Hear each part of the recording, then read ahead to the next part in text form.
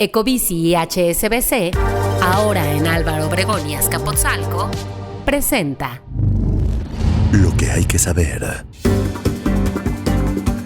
Fallece Carlos Ursúa, exsecretario de Hacienda de Andrés Manuel López Obrador. También Claudia Sheinbaum perfila propuestas de campaña con proyectos y pendientes del presidente, y 44% de los mexicanos ha sufrido insomnio o ansiedad por problemas financieros. Es martes 20 de febrero, yo soy Gonzalo Soto y esto es Expansión Daily. Esto es Expansión Daily. Lo que hay que saber. Lo importante del día con los editores de Expansión. Expansión Daily. Lo que hay que saber. Bienvenidos. Bienvenidas y bienvenidos a un episodio más de Expansión Daily, y les recuerdo suscribirse y activar las notificaciones de la plataforma en la que nos escuchan para que no se pierdan ninguno de nuestros episodios. Hoy está conmigo Diana Nava, reportera de empresas en Expansión. Diana, ¿cómo estás? Buenos días, Gonzalo, muy bien, muy contenta de estar aquí el día de hoy. Pues vamos a traerles mucha información esta mañana. Vamos a arrancar, sin embargo, con una noticia bastante lamentable que se dio a conocer ayer por la tarde y que desde luego sacudió al mundo político, económico, al hacendario en particular. Falleció Carlos Ursúa, exsecretario de Hacienda del presidente Andrés Manuel López Obrador. El exfuncionario del gobierno federal fue encontrado sin vida en su domicilio. De acuerdo con información de la familia y las autoridades, Ursúa Macías murió a los 68 años. Fue el primer secretario de Hacienda durante el primer año de gobierno del presidente Andrés Manuel López Obrador. A lo largo de la tarde comenzó a salir más y más información acerca del fallecimiento de este gran economista y exfuncionario, una noticia que, como les mencionaba, sacudió mucho al entorno económico y político en México, porque también formaba parte del equipo asesor de la candidata del Frente Amplio por México, Xóchitl Gálvez. Diana, ¿cómo viste esta información? Sorprendente, Gonzalo, una noticia que creo que no se veía venir. Ursúa tuvo muchísima importancia al inicio del sexenio. Si bien recordamos, fue el segundo secretario que renunció a la administración del presidente López Obrador después de Josefa González Blanco, de Semarnat, con una carta que además fue muy importante, fue muy sonada, y creo que fue de los primeros, si no es que de los únicos funcionarios de gobierno del presidente López Obrador que después de la renuncia todavía manifestaron su descontento. Más bien que no estaba del todo convencido ni de acuerdo con las políticas públicas del presidente. Ursúa, que durante la campaña no necesariamente sonaba todo el tiempo como el posible candidato o el más firme para ser el secretario de Hacienda y Crédito Público de la administración. Si recuerdas, por esas fechas sonaba mucho el nombre de quien fuera después ex subgobernador de Banco de México, Gerardo Esquivel, quien traía también mucho del paquete o del plan económico del presidente. Era uno de los principales candidatos. No obstante, al final AMLO se declina por Carlos Ursúa. Y bueno, en esta carta, como dices, muy sonada allá en el verano de 2019, el exsecretario le da las gracias al presidente y menciona prácticamente dos puntos clave. El primero era: no estaba de acuerdo en la manera en la que se estaba planteando en ese momento la conducción económica de nuestro país, y tampoco estaba de acuerdo con el nombramiento de algunos perfiles en posiciones clave dentro del segmento económico del sector de las posiciones económicas del gabinete, que para él eran sumamente importantes. Ursúa también, recordemos que fue de los primeros en alertar el incremento del déficit público, un tema que 5 años después estamos hablando de ello. Entonces, de ese tamaño fue, digamos, el desencuentro con el presidente. Carlos Ursúa, quien era matemático por el Instituto Tecnológico de Estudios Superiores de Monterrey, también estudió una maestría en matemáticas por el Centro de Investigación y de Estudios Avanzados del Poli. Tenía también una maestría y un doctorado en economía por la Universidad de Wisconsin, investigador, creo que un tipo bastante conocido en el segmento, ¿no, Diana? Bastante conocido, Gonzalo, y que no dejó de ser crítico hasta los últimos días, lamentable decirlo así, en su columna que tenía cada lunes en un periódico de circulación nacional. Este lunes justo también publicó un texto donde hablaba y criticaba de nuevo al gobierno del presidente López Obrador y su falta de interés en la inversión de infraestructura que tiene que ver con el agua, ¿no? Con el tema tan polémico tan necesario que se lleva ahora a la política en las últimas semanas. Entonces, pues sí, un hombre que no dejó de ser crítico con el presidente, que fue muy cercano al presidente, fue su secretario de Finanzas con el presidente, que bueno, que en las últimas semanas también había tenido un gran, mediáticamente sonaba mucho, justamente por ser el asesor de Xóchitl Gálvez. Sí, de hecho estuvo en la marcha, de las últimas fotos que hay de Carlos Ursúa, estuvo en la marcha del domingo, la marcha por la democracia, pero bueno, descansa en paz Carlos Ursúa, sin lugar a dudas un personaje clave para entender las finanzas públicas, para entender el sector hacendario en los últimos años en nuestro país. Pero bueno, hablando de temas políticos, Diana, Claudia Sheinbaum está perfilando propuestas de campaña con proyectos y pendientes de la actual administración. El proyecto de continuidad con sello propio que ofrece Claudia Sheinbaum, pues no se ha podido apreciar, pues la morenista solo ha dado a conocer este apego incondicional a la línea marcada por el presidente, que no es poca cosa. A ver, de nuevo, trazar un plan con los pendientes de la actual administración es grande, es una tarea choncha. Y es algo que ya veníamos ver, ¿no, Gonzalo? Desde hace mucho tiempo, cuando era precandidata y muchísimo antes ya hablaba ella de un segundo piso de la Cuarta Transformación, y cuando se presentó este paquete de 20 reformas el 5 de febrero pasado, ella lo asumió de inmediato como propio, ¿no? Y ahora mismo está hablando de un poco de los programas sociales, de dar continuidad a toda la austeridad, reactivar el transporte de pasajeros, cosas que ya había hablado el presidente o que ha hablado en estos últimos meses y semanas, y ahora mismo es la bandera pues de Claudia Sheinbaum, que recordemos está arriba en las encuestas. Correcto, mencionaba incluso hace algunas semanas cuando se presentaron las reformas estructurales del presidente que independientemente de lo que ocurriera con ellas en el Congreso y en el Senado, en donde, no olvidemos, Morena no tiene los votos suficientes para pasar estas modificaciones a la Constitución, serían parte, dijo Claudia Sheinbaum, de este proyecto de nación que está preparando y que pues seguramente una vez que arranquen las campañas formalmente el 1 de marzo tendrá que ir dando a conocer de forma más y más detallada. La propuesta, pues dice, es total continuidad de ello, pues para no marcar ningún tipo de distancia de López Obrador, que pueda implicar la pérdida de votos de la base más dura de la que ya goza Morena. Esto se lo dijo a Lidia Arista Azucena Rojas, quien es profesora de la Escuela de Gobierno del TEC de Monterrey. Y creo que aquí, Gonzalo, pues creo que la duda que nos queda muchos y muchas es ¿quién va a ser Claudia Sheinbaum una vez que llegue a la presidencia, si es que llega, y cuánta disparidad va a haber con el gobierno del presidente López Obrador?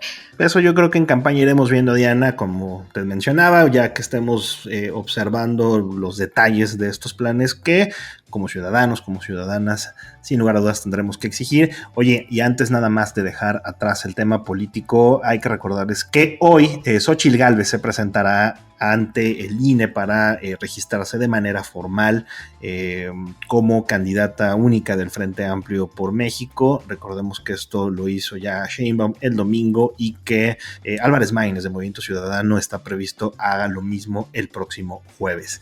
Diana, la siguiente nota sí es tremenda. A ver, ¿tú has tenido problemas, digamos ya físicos o de salud por preocupaciones financieras? Gonzalo, fíjate que me sentía muy afortunada porque eso no había pasado, pero los últimos meses ya he empezado a sentir algunos malestares físicos por preocupaciones financieras.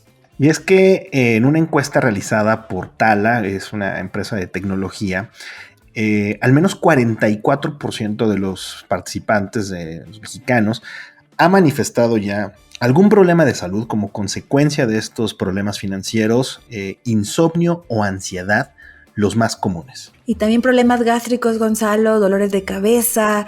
Fíjate que un 21% dijo a esta consultora haber tenido episodios de ansiedad, un sentimiento de culpa e ira por la falta de dinero. Uh-huh. E incluso un 7% ha admitido que ha incrementado su consumo de alcohol y cigarro por problemas financieros.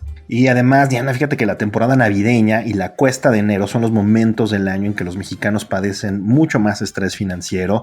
Esto lo dijo en entrevista con Luz Helena Marcos, David Lask, director general de Tala. Y bueno, un segundo momento de estrés financiero ocurre en el regreso a clases, ya que pues es un desembolso bastante importante el que tienen que hacer los padres de familia. Y bueno, la cosa es que pues muchos de los encuestados en este estudio de Tala pues pues dicen que están acudiendo al crédito, lo cual pues híjole, como sabemos, no siempre es tan sencillo y sobre todo no es tan barato, Diana. No es tan barato, Gonzalo, y desafortunadamente creo que se vuelve un círculo vicioso, virtuoso, ¿no? En la cual has ocupado tus ingresos para pagar el crédito, como tú bien decías, no es barato. Recordemos que ahora mismo la tasa de interés está muy alta, entonces bastante grave este tema de la salud física a raíz de los problemas financieros. Oigan, estimados podescuchas, pues déjenos aquí en los comentarios en Spotify, pues si ustedes han tenido algún problema físico derivado de algún estrés financiero, cuéntenos si se han quedado sin dormir por algún tema de deudas, platíquenos un poquito más al respecto.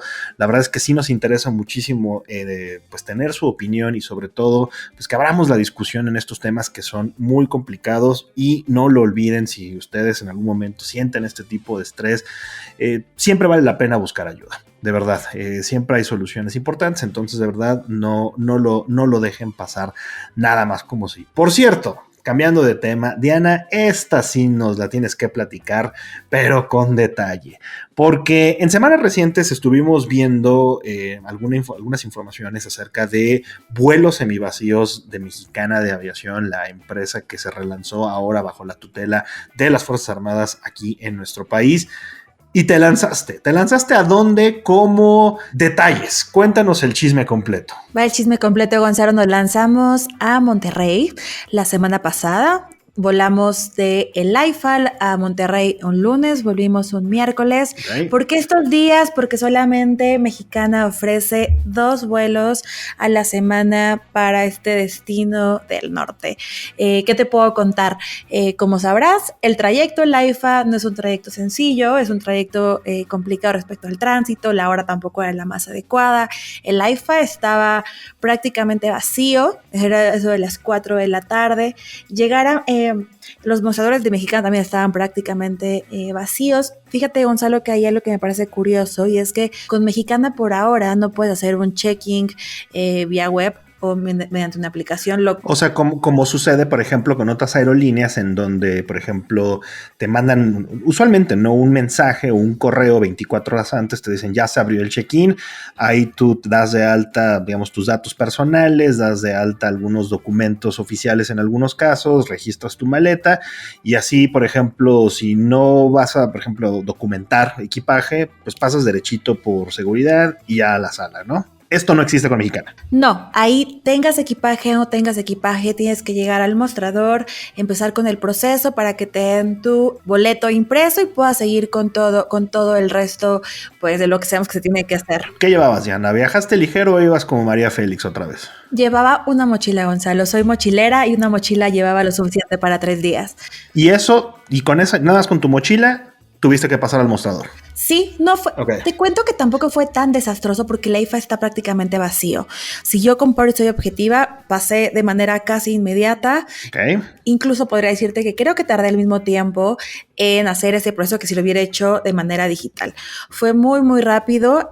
Arriba, bueno, también llegar a la sala de abordaje es muy sencillo, pero está muy vacío. No hay casi gente en el aeropuerto. Gente me comentaba que hay muchas más personas en el horario de la mañana. Te recuerdo que viajábamos como 4 de la tarde, okay. No había muchas personas. Okay. El vuelo que me tocó no estaba tan vacío como esos TikToks que se han hecho virales. A eso iba. El avión más o menos qué capacidad tenía y cuántas personas había en esta aeronave. La capacidad es de 180 pasajeros. Fue uno de los aviones que estaban a cargo, más bien que eran utilizados por la Fuerza Armada, el que se utilizó en el primer vuelo comercial de Mexicana, 180 pasajeros.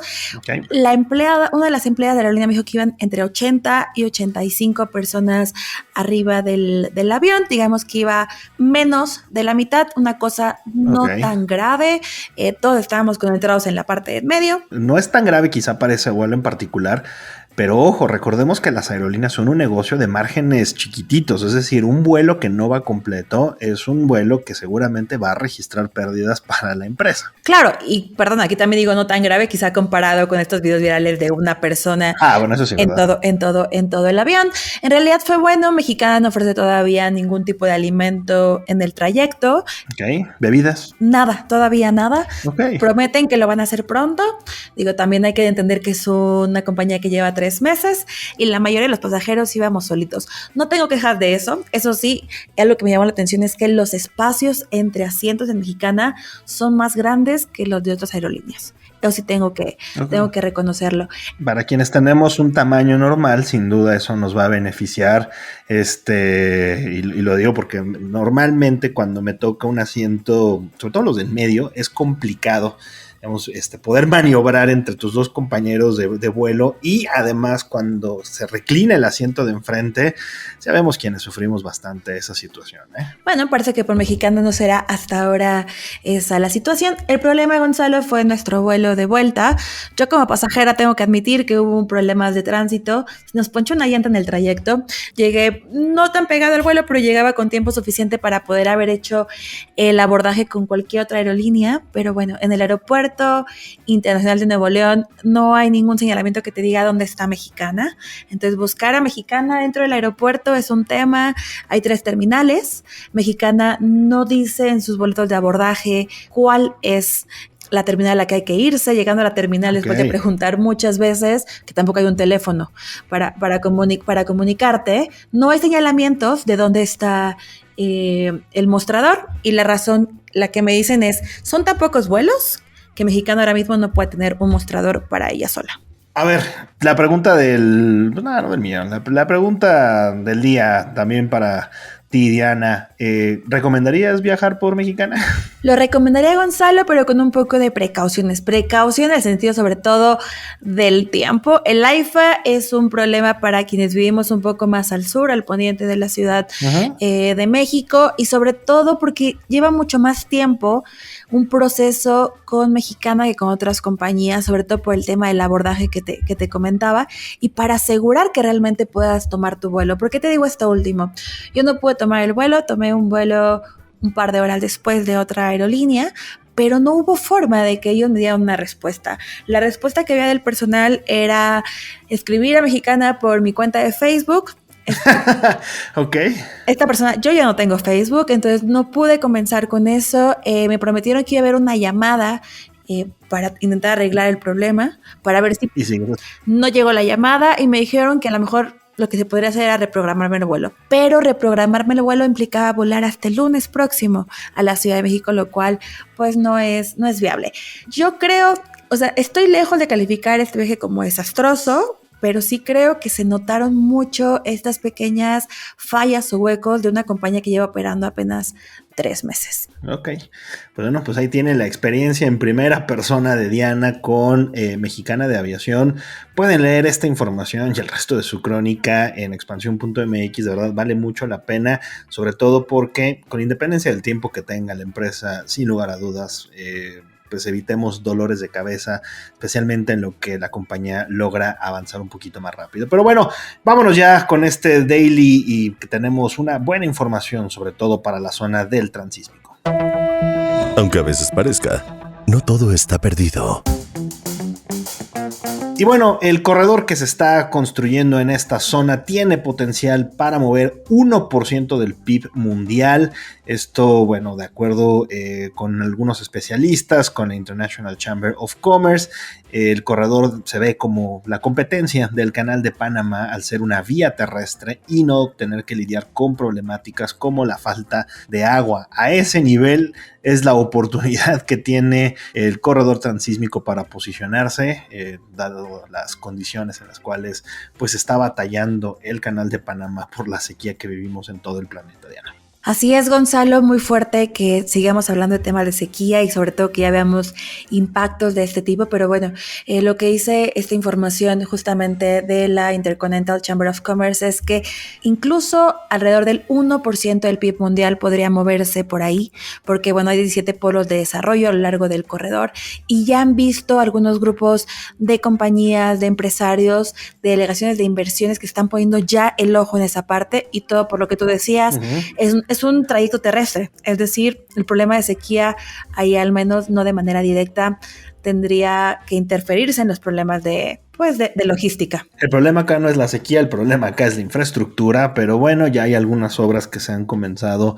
a hacer, hay algunas otras que están avanzadas, queda mucho trayecto yo creo todavía para poder competir con la capacidad y el volumen de lo que se transporta en el Canal de Panamá, pero bueno, no descartemos, especialmente en esta época en la que todo el mundo cree que estamos dándole hacia adelante con el nearshoring. Pero bueno, Diana, muchas gracias por habernos acompañado en este Daily de martes. Gracias a ti, Gonzalo, que tengas un gran martes. Igualmente a ti, Diana, y a todos ustedes. Y recuerden que toda la información sobre estos y otros temas están disponibles en expansión.mx y leemos sus comentarios en las redes sociales de Expansión, @expansiónmx. Nos escuchamos mañana. Expansión Daily. Escucha un nuevo episodio lunes a viernes a partir de las 6 de la mañana. Expansión Daily es un podcast de Expansión. Este episodio llega a ti gracias a rss.com, el podcasting hecho simple. Ecobici y HSBC, ahora en Álvaro Obregón y Azcapotzalco, presentó